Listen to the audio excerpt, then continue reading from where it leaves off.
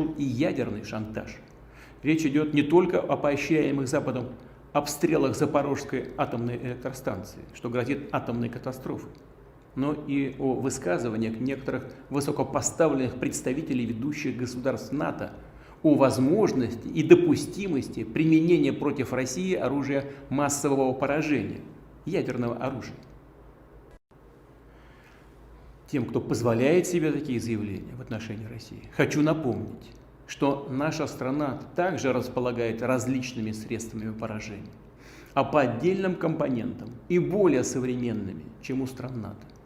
И при угрозе территориальной целостности нашей страны для защиты России и нашего народа мы, безусловно, используем все имеющиеся в нашем распоряжении средства. Это не блеф. A Palestinian man was killed overnight on Monday during clashes between Palestinian security forces and Palestinian gunmen in Nablus in the West Bank. The man was named as Firaz Yaish, aged 53. The clashes, which continued into Tuesday, erupted after Palestinian security forces arrested 2 Palestinians, including Musab Shtayyeh, a Hamas commander wanted by Israel. Shtayyeh is said to have been closely associated with Ibrahim al-Nablusi, who was killed during an Israeli anti-terror operation in Nablus last month. Russian-backed separatists in several Ukrainian regions have announced referendums on joining Russia. The self-proclaimed Luhansk and Donetsk People's Republics in eastern Ukraine, as well as Kherson in the country's south, will begin voting Friday on officially joining the Russian Federation. The decision comes as Kyiv continues its counteroffensive in eastern and southern Ukraine. Now staying in Europe, tens of thousands of protesters gathered in the Czech Republic against the government, the EU and NATO.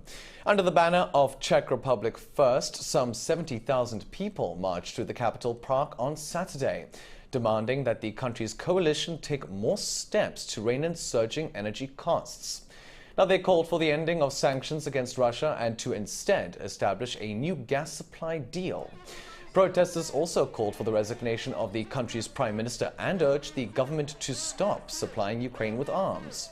Opposition to the EU and NATO was also voiced, with the protesters saying that the Czech Republic should be militarily neutral. The protest took place just one day after the country.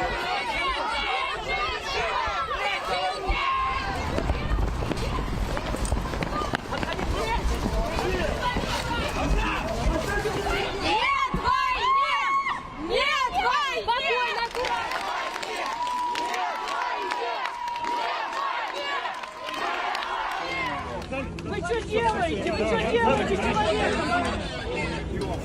человек? Спокойно, спокойно. Дайте фотоаппарат с решкой. Просто по-человечески.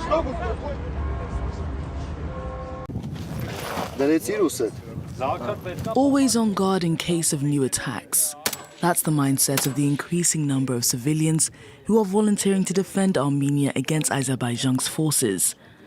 Their training is led by Voma, the largest paramilitary group in the country. 18-year-old Aram is one of the volunteers. He says he's ready to go to the front line. Never fear nothing, you know. There's no fear for us. See all these people, they already, you know, if it's right now, let's go, give me the gun.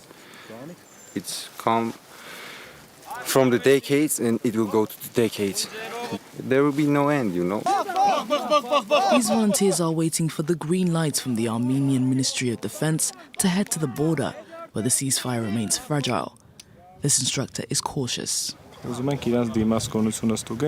want to test their ability to fight back against the enemy because many of the volunteers have no military experience. I am fine, but I'm stressed because the majority of people in this country are not ready and do not want to train, and this small group cannot defend our country.